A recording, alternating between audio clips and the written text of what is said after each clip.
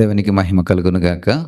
ప్రియ సహోదరుడా, సహోదరి, ఉదయకాల శుభములు, ఆశీర్వాదములు మీకు తెలియజేస్తూ దేవుని యొక్క రాయబారిగా మరి దేవుని మాటను మీ ముందుకు మోసుకొని వస్తూ ఉన్నా.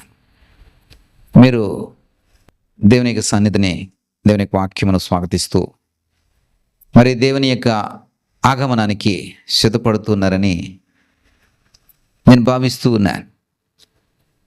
ఈ మాటల ద్వారా, ఈ వాక్యము ద్వారా మీ స్థితిని కనపరుచుకోవడానికి మీరు సిద్ధంగా ఉన్నారని నేను నమ్ముచున్నాను.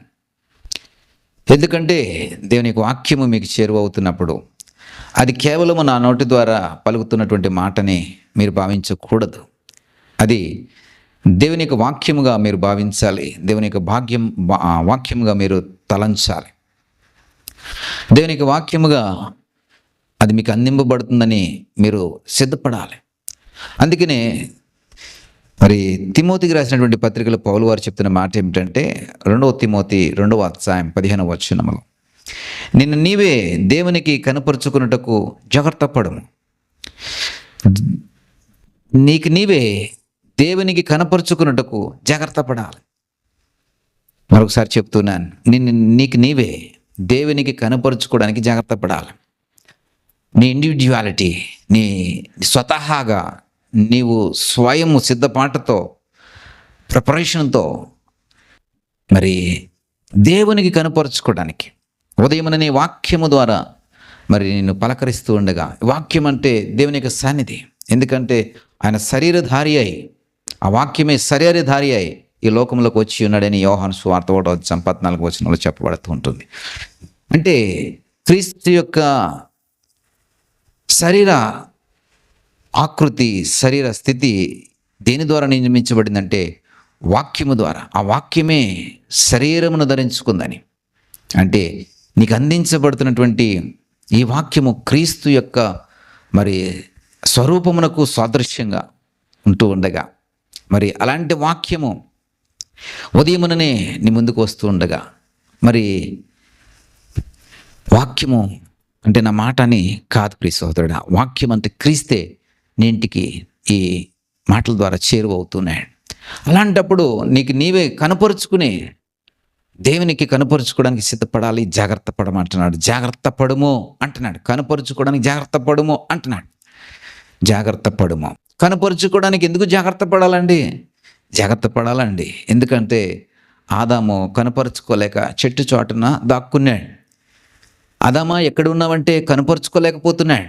గల కారణం ఏంటంటే ఆదాము అవిధేయతలో మరి పాపాన్ని మరి స్వాగతించాడు. అవిధేయతను బట్టి పాపంలో పడ్డాడు. మరి నిబంధనను మీరాడు, ఆజ్ఞను మీరాడు, కట్టడను మీరాడు. కాబట్టి దేవుని ఎదుట కనపరుచుకోవడానికి మరి భయపడుతున్నాడు.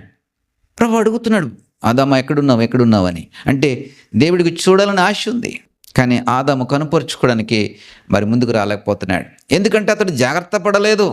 అరే, దేవుని యొక్క ఆగమనము, దేవుని యొక్క సన్నిధి, దేవుడు రాబోయే సమయం ఉంది. ఆ టైంకి నేను యథావిధిగా నా స్థితిని నేను కాపాడుకోవాలి. నా సిద్ధపాటు నేను కలిగి ఉండాలి. నాకు ఆజ్ఞాపించినటువంటి ఆజ్ఞలో నేను ఉండాలి. నాకు ఇచ్చినటువంటి నిబంధనలు నేను ఉండాలి. నా కట్టడలో నేను ఉండాలి. నాకు ఇవ్వబడినటువంటి మాట ప్రకారం నడుచుకోవాలి. నాకు ఇవ్వబడినటువంటి క్రమశిక్షణలో బ్రతకాలి అని జాగ్రత్త పడలేకపోయాడు. అందుకని దేవుడు వచ్చే సమయానికి కనుపరుచుకోలేకపోయాడు. ఉదయముననే దేవునికి వాక్యము నిన్ను పలకరిస్తూ ఉండగా మరి నిన్ను నీవు కనుపరుచుకోవడానికి జాగ్రత్త పడుతున్నావా? దేవునికి వాక్యమును వింటూ ఉన్నప్పుడు నువ్వు ఎలాంటి జాగ్రత్తను తీసుకుని దేవుని యొక్క వాక్యం దగ్గరికి వస్తున్నావు అంటే దేవుని సన్నిధికి వస్తున్నావు. దేవునికి కనపరుచుకోవడానికి ఎలాంటి సిద్ధపాటును కలిగి ఉన్నావు? ఆదాము లాంటి సిద్ధపాటు కలిగి ఉండి అవిధేయతతో, అక్రమమైనటువంటి నడవడికతో, ఆజ్ఞ అతిక్రమముతో నడుచుకునేటువంటి ఆ యొక్క పాపపు స్థితిని కలిగి ఉన్నావా? అన్యాయపు స్థితిని కలిగి ఉన్నావా? ఒకసారి పరిశీలన చేసుకుని జాగ్రత్త పడు కనపరుచుకున్నట్టు అందు. జాగ్రత్త పడు కనపరుచుకున్నట్టు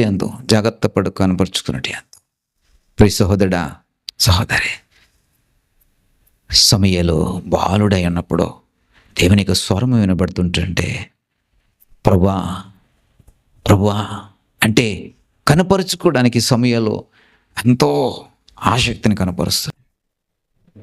అంటే సమయంలో ఏం లేదండి, ఏ విధమైనటువంటి కల్మషము, పాపము, దోషము, అవిధేయత, అక్రమము, ఏ విధమైనటువంటి కలంకము, మాలిన్యము లేదు కాబట్టి ప్రభు యొక్క మాటకు, స్వరానికి మరి కనపరుచుకోవడానికి రెడీగా ఉన్నాడు.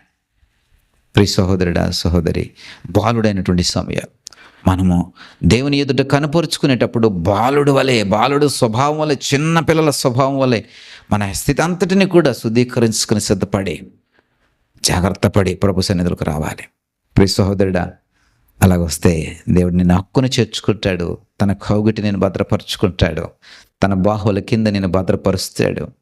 నా ప్రియ కుమారుడా, నా ప్రియ కుమార్తె అని తన కరములు చాచి నిన్ను రమ్మని పిలుస్తాడు. ప్రార్థన చేస్తాను నీ కొరకు. ప్రభువా, నీకు వందనాలు నాయన. మాకు మేము నీ ఎదుట కనపరుచుకోవడానికి జాగ్రత్త పడే వారంగా మేమున్నామా లేదా?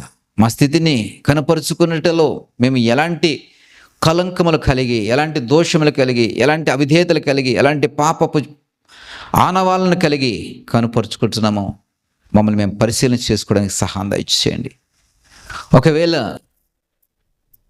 కనపరుచుకోవడంలో మేము జాగ్రత్త పడకపోవడం వలన ఇదిగో ప్రభా, మీరు మా గృహంలోనికి రాలేకపోతున్నారు, మేము మా జీవితాల్లోనికి రాలేకపోతున్నారేమో, నేను మీకు చేరువవ్వలేకపోతున్నానేమో. ఇదిగో ప్రభా, ఇదిగోనైనా ఇక్కడ నుండైనా కనపరుచుకున్నట్టు ఎందు జాగ్రత్త పడి, కనపరుచుకున్నట్టు ఎందు శ్రద్ధ వహించి, కనపరుచుకున్నట్టు ఎందు సిద్ధపడి, ఇదిగో ప్రభా, నీకు దగ్గరగాను చేరువుగా ఉండడానికి ఒక తీర్మానం చేసుకుంటూ ఉండగా నాకు సహాయం చేయి.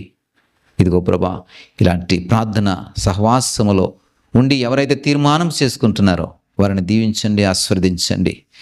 నీ యొక్క సన్నిధి వారికి తోడుగాను ఇదిగో ప్రభా అన్ని వేళల యందు నీ కృపా సమృద్ధి వారికి కలిగి ఉండటకు సహాయం దయచేయండి. మహిమ, ఘనత, ప్రభావం మీరే పొందుకున్నామని యేసు వారి నామమును బట్టి ప్రార్థించి పెట్టుకుంటున్నాం పరమ తండ్రి. ఆమెన్.